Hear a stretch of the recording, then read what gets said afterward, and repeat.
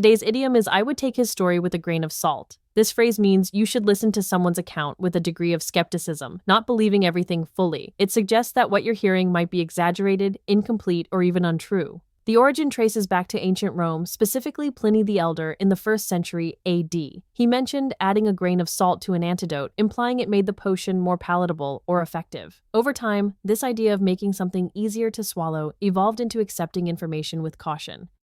Let's look at how we use this idiom in everyday conversation.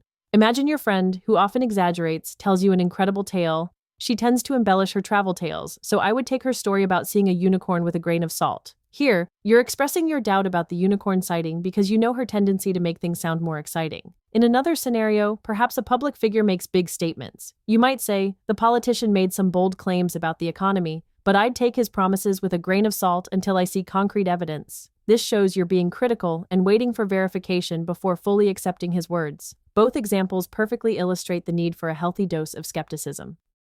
When you want to convey a similar idea, you can use other useful expressions. For instance, don't take it at face value is quite similar, meaning not to believe something simply because it appears true. This encourages deeper scrutiny. Another alternative is simply to say, be skeptical. This suggests maintaining a questioning attitude about the truthfulness of what is presented.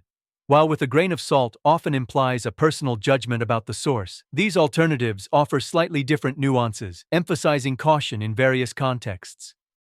In summary, I would take his story with a grain of salt is a wonderfully vivid idiom for expressing caution.